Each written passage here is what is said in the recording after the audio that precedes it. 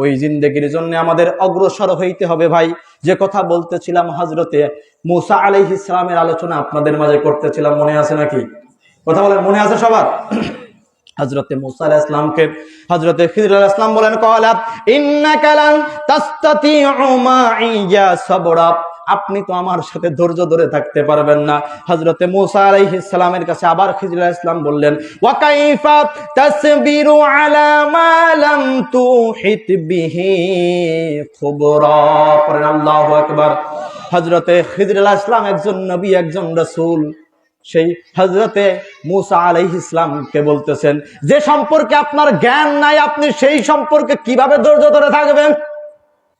আমাদেরকে শিখাইতেছেন, এটা আমাদেরকে শিখাচ্ছেন। বলে যেটা সম্পর্কে আমাদের কোনো জ্ঞানই নাই সেই সম্পর্কে আমরা কেমনে ধৈর্য ধরবো? সম্ভব হবে না। হযরতে মূসা আলাইহিস সালাতু ওয়াস সালাম তখন বললেন, নিশ্চয়ই আপনি অবশ্যই ইনশাআল্লাহ আপনি আমাকে ধৈর্য সবরকারী হিসাবে পাবেন, আপনার সাথে আমাকে রাখেন। খুব শর্টে বলে দেই, হযরতে মূসা আলাইহিস সালামকে নিয়ে খিদর আলাইহিস সালাম রওনা দিলেন।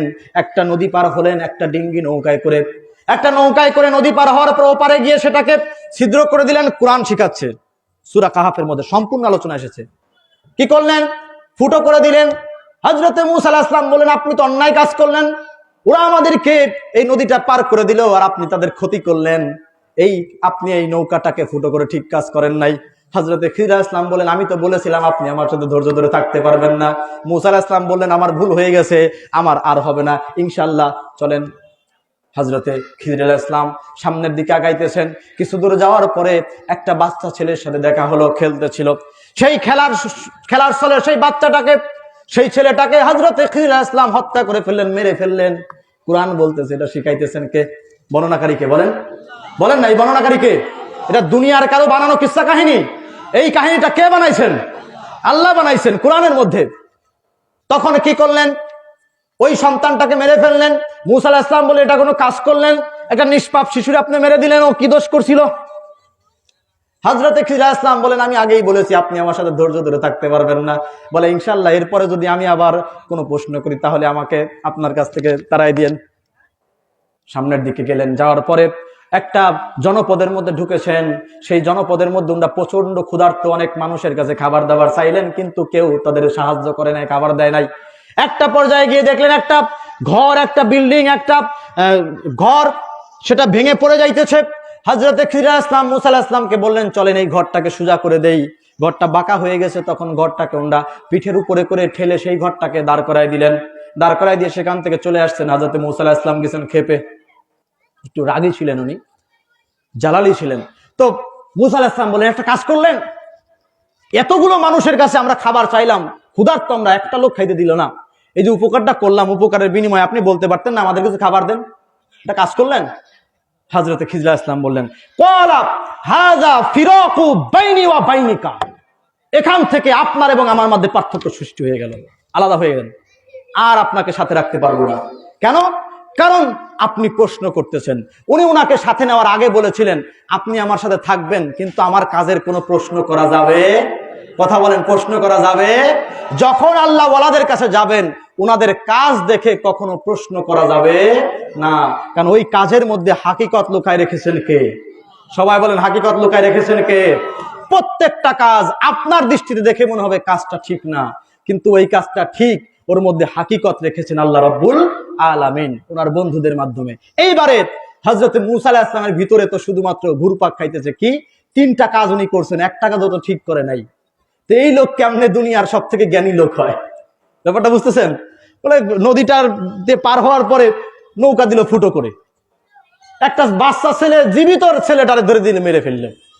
আবার এখানে এসে ক্ষুধার্ত আমরা, বুদ্ধিমান যদি হইতেন তাহলে তো একটু খাবার টাবার চাইতেন নাকি, যে আমরা উপকার করলাম, আমাদের একটু খাবার দেন, তো সেটাও চাইলেন না। তো উনি কেমনে দুনিয়ার শ্রেষ্ঠ জ্ঞানী হয়?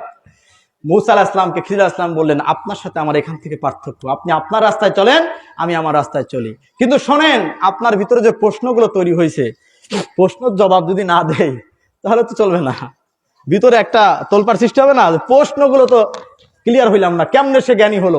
তখন হযরত খিদর আলাইহিস সালাম বললেন, কি বললেন? বললেন, ওই যে প্রথমে আমি যে নৌকাটাকে ফুটো করেছিলাম, এটা এই কারণে করেছিলাম, যারা এই নৌকাগুলো চালায় তারা দিনমজুর, খুব গরিব, কিন্তু ওই জায়গায় একজন রাজা আছে, যেই রাজাটা এই গরিব মিসকিন এই সকল মানুষের এই নৌকাগুলোকে যদি একটু নতুন দেখে, একটু ভালো দেখে, তাহলে ছিনিয়ে নেয়। তো যেহেতু নৌকাটা নতুন ছিল, তাই আমি নৌকাটাকে ফুটো করে দিলাম। কেন? যাতে ওই রাজা এসে যখন দেখবে যে এই নৌকাটা ফুটো, তখন এই নৌকাটার সে নেবে না। মুসা আলাইহিস সালামকে জিজ্ঞাসা করলেন, সেটা কি ভালো কাজ না খারাপ কাজ? কথা বলেন না, আপনারা বলেন না, ভালো না খারাপ হয়েছে? এখন নৌকাটা তো ফুটো করে দিয়েছিলেন না, খারাপ কাজ ছিল না? এখন খিজির আলাইহিস সালাম তার প্রমাণ দিচ্ছেন, বলছেন কেন এটা করেছেন। তাহলে এখন আপনারা বলেন ভালো না খারাপ? তার মানে আল্লাহর ওলিদের ওনাদের জীবনে এমন এমন কিছু ঘটনা ঘটে, আপনার বাহ্যিক দৃষ্টিতে খারাপ হচ্ছে, তো ওনারা যখন ওটার ডিটেলস আপনার কাছে বলবেন, তখন আপনি বলবেন না কাজটা তো ঠিকই ছিল। তো মুসা আলাইহিস সালাম বলেন না, কাজটা তো ঠিকই করেছে, তাহলে ঠিকই আছে না? এরপরে বলেন তাহলে ওই যে ওই বাচ্চাটা যে মারলেন, ওর কি দোষ ছিল? শিশু বাচ্চা। হযরতে খিজির আলাইহিস সালাম বলেন, আমি দেখলাম ওই বাচ্চা দুইটার আব্বা আম্মা হচ্ছে মুসলমান। সুবহানাল্লাহ। আমি দেখলাম বাচ্চার কাছে কিন্তু তার বাপ মা নাই। কিভাবে দেখলেন? কপালে। কোথায় বলেন? তার মানে এটা এখান থেকে প্রমাণিত হয় আল্লাহর ওলিদের আল্লাহ তাআলা যে জ্ঞান দিয়েছেন, সেই জ্ঞান বলে তারা আপনাকে দেখলে আপনার একেবারে A to Z পড়ে নিতে পারে। আপনার বাবা মা কি করে, দাদা দাদি কি করে, সব পড়ে নিতে পারেন। এটা কোরআন কিন্তু ভাই, আমি বলতেছি না। আল্লাহর ওলিদের মর্যাদা আল্লাহ বর্ণনা করতেছেন। হযরত খিজির আলাইহিস সালাম বলছেন, বাচ্চার দিকে তাকায় আমি দেখলাম তার বাবা মা হচ্ছে মুসলমান, কিন্তু এই বাচ্চার কারণে তারা অন্যদিকে চলে যাবে, বড় হলে অন্যদিকে চলে যাবে। মানে বাচ্চাটা ভালো হবে না বড় হলে। এখন তো সে বাচ্চা আছে, কিন্তু বড় হলে সে তার বাবা মাকে ফোর্স করে, তারা তো ছিল ইমানদার, ইমানদার থেকে তাদেরকে মুশরিকের রাস্তায় বা কাফের রাস্তায় নিয়ে আসতে পারে। এই জন্যে আমি বাচ্চাটাকে মেরে দিয়েছি এবং আল্লাহ তাআলার কাছে দোয়া করেছি যেন আল্লাহ তাআলা তাকে একজন নেক সন্তান দান করেন। করেন সুবহানাল্লাহ। একটা বাচ্চাকে মেরে দিলেন, আর একটা বাচ্চার দরখাস্ত আল্লাহর কাছে করে গেলেন। এবার কি বুঝলেন আপনার ব্যাপারটা? এবার কাজটা কি ঠিক করেছেন উনি? তাহলে তার বাবা মাকেও বাঁচাইছেন, ওই ছেলেটাকেও বাঁচাইছেন। কিভাবে? মানে এই ছেলেটা যদি বড় হয়ে যদি খারাপ হইতো, তাহলে জাহান্নামী হয়ে যাইতো না? ও নিজেও জাহান্নামী হইতো, বাপ মারও জাহান্নামী বানাইতো। তো হযরতে খিজির আলাইহিস সালাম সন্তানটাকেও জান্নাতি বানালেন এবং তার বাবা মাকেও জান্নাতি বানাই দিলেন। তাহলে কি ঠিক করছেন না ভুল করছেন? প্রথম দৃষ্টিতে তো খারাপই ছিল নাকি কাজটা? বলেন আমাদের দৃষ্টিতে, শরীয়তের দৃষ্টিতে খারাপই ছিল, কিন্তু হাকিকত যখন জানলাম না আসলে কাজটা ঠিক ছিল। এরপরে তৃতীয় নম্বরে যখন ওই যে ঘরটা পড়ে যাইতেছিল, যেই ঘরটা ওনারা দাঁড় করালেন, ওই ঘরের হাকিকত এটা কিন্তু আপনি মনে করেন না যে আলামিন হুসাইন নিজের মতো করে কিসসা কাহিনী শোনাচ্ছে। আয়াতগুলো বলতেছি না সময়ের সংক্ষিপ্ততার কারণে। এই সারাসার ঘটনা কোরআনের মধ্যে আল্লাহ তাআলা বর্ণনা করতেছেন। পুরো ঘটনা কোরআনের সূরাতুল কাহাফ 60 নম্বর আয়াত থেকে পড়বেন, A to Z পেয়ে যাবেন আপনি এই ঘটনাগুলো। হযরত খিজির আলাইহিস সালাম বললেন, ওই যেই ঘরটা আমরা সোজা করে দিলাম, ওই ঘরের নিচে অনেক গুপ্তধন ছিল। কি ছিল বলেন? অনেক গুপ্তধন ছিল। আর ওই ঘরের অধিবাসী ছিল এতিম দুজন বাচ্চা, যাদের বাবা মা নাই, কিন্তু তার বাবা তাদের জন্য কিছু সম্পদ ওই ঘরের নিচে রেখে গিয়েছিলেন। ঘরের নিচে রেখে গিয়েছিলেন। যদি এই ঘরটা ভেঙে পড়ে যাইতো, তাহলে এলাকাবাসী এসে এই গুপ্তধনগুলো সব তারা লুটে পুটে নিয়ে যাইতো। তা আল্লাহ তাআলার ইরাদা হলো এদের যেন এই গুপ্তধনগুলো তারাই পায়। এই জন্যে আমরা সেখানে গিয়ে ওই ঘরটাকে সোজা করে দিয়েছি। তো এর বিনিময়ে তো আমরা কিছু নিতে পারি না তাদের কাছ থেকে, তাই না? বলেন। মুসা আলাইহিস সালাম বললেন, তাহলে তো ঠিকই আছে। কথা বলেন না কেন? কি বললেন? হ্যাঁ, তাহলে তো ঠিকই আছে। তাহলে কি বলেন? সবাই বলেন না কেন? আপনাদের মতে কি এখন কোনোটা খারাপ মনে হইতেছে? প্রথমে কিন্তু মনে হয়েছিল না, ঠিক করলো না কাজটা। এই নৌকাটা ফুটো করে দিল, ঠিক করে নাই। ছেলেটারে মেরে দিল, ঠিক করে নাই। ঘরটাকে সোজা করে খাবার দাবার চাই নাই, ঠিক করে নাই। প্রথমে মনে হলো, হাকিকত জানার পরে এখন কি আর সেটা মনে হচ্ছে আমাদের? আপনাদের বলেন। তাহলে এই যে টোটাল ঘটনাটা ঘটালেন হযরতে খিজির আলাইহিস সালাম, এই পুরো ঘটনাটা কিসের বলে খাটালেন? ওই যে আল্লাহ তাআলা বললেন, ফাওয়াজাদা আবদাম মিন ইবাদিনা আতাইনাহু রাহমাতাম মিন ইনদিনা ওয়া আল্লামনাহু মিন লাদুন্না ইলমা। আমি আমার বান্দাদের ভিতর থেকে একজন বান্দা, তার কাছে আমার রহমত বরকত দিয়েছি এবং তাকে আমি ইলমে লাদুন্নি শিক্ষা দিয়েছি। তো রহমত এবং ইলমে লাদুন্নি শিক্ষা দিয়েছেন আল্লাহ তাআলা, আর সেই রহমত এবং ইলমে লাদুন্নির বলে ক্ষমতা বলে হযরতে খিজির আলাইহিস সালাম এই যাবতীয় ঘটনাগুলো ঘটাইলেন। তার মানে বোঝা যায় যাদের মধ্যে ইলমে লাদুন্নি থাকে তারা এই কাজগুলো করতে পারে। কথা বলেন না কেন ভাই? এটা কি এখন বিশ্বাস করা লাগবে না? বলেন, বিশ্বাস করা লাগবে না? তাহলে যে সমস্ত আউলিয়ায়ে কেরামদের কারামত পাক আমরা জানি, ওনাদের জীবনী থেকে পাই, সেই সকল কারামত পাকেও কি আমাদের বিশ্বাস করার দরকার নাই বোধহয়? তাহলে নাকি বলেন? দরকার আছে না? আল্লাহর ওলিদের কারামত হক, আল্লাহর ওলিদের কারামত হক। আল্লাহ রাব্বুল আলামিনের কুদরত যেমন হক, আম্বিয়া ইকরামদের মুআজিজা যেমন হক, আউলিয়া ইকরামদের কারামত পাক তেমনি হক। এই তিনটাই আপনাকে বিশ্বাস করতে হবে এবং এটাও বিশ্বাস করতে হবে এই তিনটা ঘটানোর মালিক আল্লাহ তাআলা। এই তিনটা ঘটে কার ইশারায়? কথা বলেন।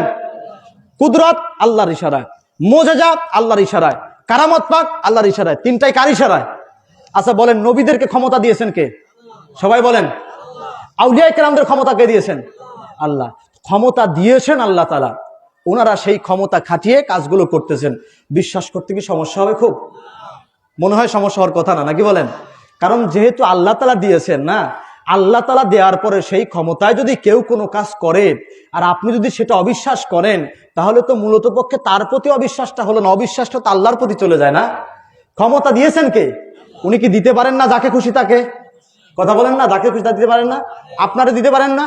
আমারে দিতে পারেন না? যাকে খুশি তাকে উনি দিতে পারেন।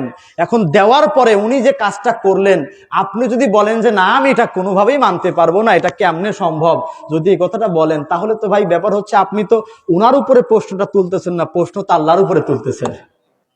আপনার এনাদের ক্ষমতায় বিশ্বাস না থাকতে পারে, আল্লাহর ক্ষমতার উপরে কি কারো অবিশ্বাস আছে বলেন ভাই?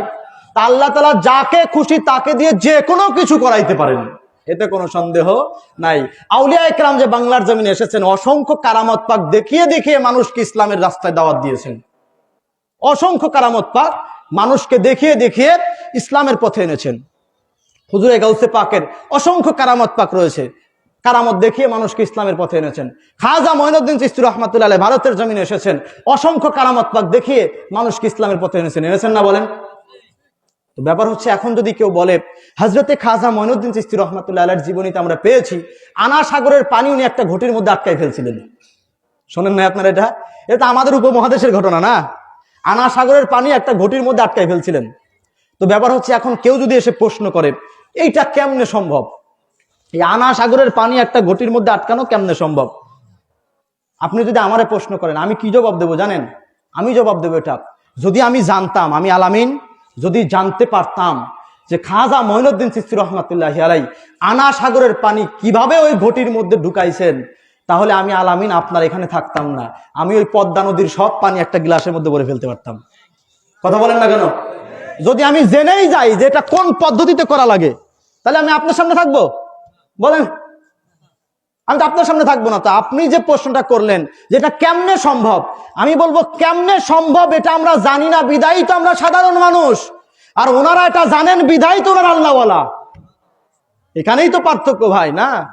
এখানেই তো পার্থক্য। এখন আপনি যদি বলেন যে এই যে হযরতে খিজির আলাইহিস সালাম ওই সন্তানটারে মারলেন, তার তকদির দেখলেন যে তার ভাগ্যে লেখা আছে এটা সে বড় হলে খারাপ হবে, খারাপ একটা ছেলেতে পরিণত হবে, তার কারণে তার বাপ মা কাফের হয়ে যাবে, এই যে ব্যাপারটা দেখলেন হযরতে খিজির আলাইহিস সালাম, এবার আপনি যদি জিজ্ঞাসা করেন আমারে এইটা কেমনে সম্ভব হইল, আপনি যদি আমার জিজ্ঞাসা করেন এটা কেমনে সম্ভব হইল, উনি একজনের চেহারা দেখে কিভাবে এতগুলো বলতে পারলেন, আমি তখন আমার জবাব হবে, আমি যদি এটা জানতাম যে কিভাবে মানুষের দিকে তাকায় তার অতীত বর্তমান ভবিষ্যৎ বলা লাগে, তাহলে আমি আপনাদের সবারটা বলে দিতে পারতাম। কি বলেন, পারতাম না? তা আল্লাহর ওলিরা দেখতে আমাদের মতো, তাদেরও হাত পাও নাক চোখ মুখ আছে, তারাও আমাদের মাঝে চলাফেরা করে, খায় দায় ঘুমায়, সবই আমাদের মতন। পার্থক্য কোথায় জানেন? পার্থক্য হচ্ছে এই কলবে। পার্থক্য কোথায় বলেন? কালবে। তাদের কালবে আল্লাহ তাআলা বিশেষ ধরনের জ্ঞান দিয়ে দিয়েছেন, যেই জ্ঞানটা আমার কালবের মধ্যে নাই, আর আল্লাহ তাআলা ওটাই আমাদেরকে শিখাইতেছেন। যদিও এই জ্ঞান তুমি আহরণ করতে চাও, তাহলে আমার ওলিদের দরবারে চলে যাও, আল্লাহ ওয়ালাদের কাছে চলে যাও। এইগুলো নিয়ে কিছু রকমের কিছু ব্যবসায়ী লোকজন আছে বর্তমান বাংলাদেশের মধ্যে, আমরা দেখতে পাই অনলাইনের মাধ্যমে বিভিন্ন ধরনের এই বলেন নাচানাচি গাছাগাছি বিভিন্ন ব্যাপার স্যাপার থাকে। মনে রাখবেন আল্লাহর ওলিদের মর্যাদা, ফাজাইল, মানকাবাত 100% সত্য, এটা আপনাকে বিশ্বাস করতে হবে। যদি কোনো ব্যক্তি নিজস্বভাবে এটাকে ব্যবসায়ের কাতার বানায় আনিয়ে কোনো রকম কোনো ভণ্ডামি চালু করে, এটার দায়ভার কিন্তু আল্লাহর ওলিদের উপরে না। কথা বলেন ভাই, ওনার উপরে যাবে এটা ওই ব্যক্তির উপরে যে এই কাজটা করেছে। তো আপনি যদি কিছু বলেন ওনারা বলতে পারেন, আল্লাহর ওলিদের বলতে পারেন না। আপনি যদি কিছু বলেন ওই সাধারণ মানুষকে বলতে পারেন, হযরত শাহজালালের মাজারে আক্রমণ করতে পারেন না। আপনার যদি কিছু বলার থাকে তো আপনি ওই ব্যক্তিদেরকে বলতে পারেন যে ভাই তোমরা এগুলো করতেছো, এগুলো তো কোরআন হাদিস বিরোধী কাজ, বলতে পারেন, এটা আপনার রাইটস আছে। কিন্তু তাই বলে আপনি হযরত শাহপরানের মাজারে গিয়ে আক্রমণ করতে পারেন না। কেননা এনাদের ত্যাগের কারণে আজ আমি মুসলমান। আল্লাহর ওয়ালিদের ত্যাগের কারণে কেমন ত্যাগ করেছেন, নিজের পরিবার ছেড়েছেন, নিজের স্ত্রী ছেড়েছেন, নিজের সন্তান ছেড়েছেন, নিজের দেশ ছেড়ে একটা ভিন্ন দেশে, ভিন্ন জায়গায়, যাদের সাথে কোনো পরিচয় নাই, যাদের সাথে কোনো সম্পর্ক নাই, নারীর টান নাই, যাদের সাথে কোনো রক্তের সম্পর্ক নাই, সেই সকল মানুষের ভিতরে এসে তারা বসবাস করেছেন আর আমাদের মাঝে ইসলামের দাওয়াত দিয়েছেন। যখন ইসলামের দাওয়াত দিয়েছেন, আমাদের মতো নালায়েক পাপী তাপিরা তাদেরকে তো গ্রহণ করেই নাই, বরং পাথর ছুঁড়ে মেরেছে তাদের মুখের উপরে। তুমি এতদিন পর আবার কোথা থেকে কোন মতবাদ নিয়ে আসতেছো? বলছে না এরকম বলেন? হ্যাঁ, এই যে প্রচন্ড শীতের রাত না, এই শীতের রাতে এই যে আমার গায়ে চাদর দেখতেছেন, আপনাদের অধিকাংশের গায়ে কিন্তু জ্যাকেট চাদর আছে না বলেন? আবার যখন রাতে ঘুমাবেন কম্বল মুড়ি দিয়ে ঘুমাই না আমরা, বলেন না কেন ভাই? আচ্ছা, হযরত শাহজালাল রহমাতুল্লাহ আলাই ইয়েমেনের জমিন থেকে এই দেশে আসছেন, তাই তো নাকি বলেন? ওনার মাতৃভূমি কোথায়? ইয়েমেন। যখন ওই দেশ থেকে এই দেশে আসলেন তো উনি কি বলে রাজকীয় পরিবেশে এসেছিলেন? হ্যাঁ, রাজকীয় পরিবেশে এসেছিলেন। এই জমিনে যখন আসলেন, মানুষের কাছে ইসলামের প্রচার করতে লাগলেন, তখন মনে হয় এই শীতকাল ছিল না। এই যে কথা বলে না সবাই, কষ্ট হচ্ছে আপনাদের নাকি? তখন শীতকাল ছিল না। যদি শীতকাল থাকে তা আমার প্রশ্ন, ওনার তো এখানে কোনো বাড়িঘর ছিল না, ছিল? ওনার দিয়ে উদাহরণ দিচ্ছি বোঝানোর জন্য, সব আউলিয়া একরামদের একটা উদাহরণ থেকে বুঝবেন। উনি যখন এখানে আসলেন কেউ তো ওনারে চেনেও না, উনি রাস্তায় রাস্তায় ঘুরতেছেন। 100% সত্য, রাস্তায় রাস্তায় ঘুরেছেন। কাকে ইসলামের দাওয়াত দেওয়া যায়, কারে ধর্মের কথা শেখানো যায়, কার কাছে যাব, ইসলামের দাওয়াত দেবো, ঘুরেছেন এভাবে। এই শীতের রজনীতে আমার প্রশ্ন, তাকে কম্বল দিয়েছিল কে?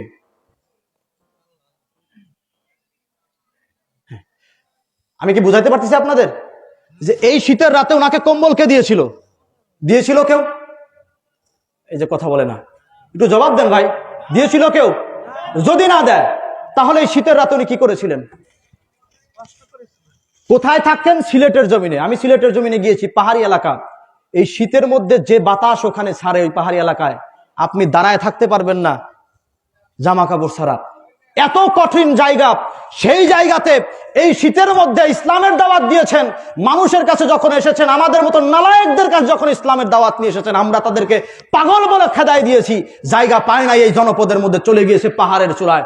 সেখানে গিয়ে ওই পাহাড়ের উপরে ধ্যানে বসে গিয়েছেন আল্লাহ রাব্বুল আলামিনের। আমাদের জন্য কখনো বদদুয়া করেন নাই যে আল্লাহ ওরা আমার উপরে এত আক্রমণ করলো, তাদেরকে মেরে দাও তুমি। বরং কি দোয়া করেছেন? আল্লাহ ওরা বুঝতে পারে না, ওদেরকে আপনি হেদায়েত দান করেন। প্রশ্ন আপনাদের কাছে, ওই পাহাড়ের চূড়ায় মনে হয় কোনো ঠান্ডা মান্ডা লাগে না, পাহাড়ের চূড়ায় কোনো শীত নাই, ওইখানে কোনো কুয়াশা পড়ে না। যদি পড়ে থাকে তাহলে উনাকে সেখানে আশ্রয় কে দিয়েছিলেন? সবাই বলেন, কে দিয়েছিলেন? তাহলে এবার কথা হচ্ছে, উনারে যদি আল্লাহ আশ্রয় দেয়, আমাদেরকে দেবে? তাহলে আপনি আজকে থেকে জামা কাপড় পরেন না। কথা বলেন না কেন? আমি কি বুঝাতে পারতেছি আপনাদের? উনারে তো আল্লাহ আশ্রয় দিয়েছিল ওই ঠান্ডার মধ্যে, নাকি? তাহলে আপনি আজকে থেকে কম্বল টম্বল গায়ে দিয়ে না, রাতের বেলায় বলেন আল্লাহ আমারে কম্বল দিয়ে যাবে। ঠিক আছে, বুঝাতে পারছি ব্যাপারটা? এটা কিন্তু কখনো সম্ভব না। আমাদের এটা বিশ্বাস যে আল্লাহ ওনাকে দিয়েছিলেন, উনি আল্লাহ ওয়ালা। কিন্তু ওনার যে কষ্ট, যে ত্যাগ করে আমাদের কাছে ইসলামের প্রচার করেছেন, সেই ত্যাগটা আমি আপনাদেরকে বুঝাইতে চাচ্ছি।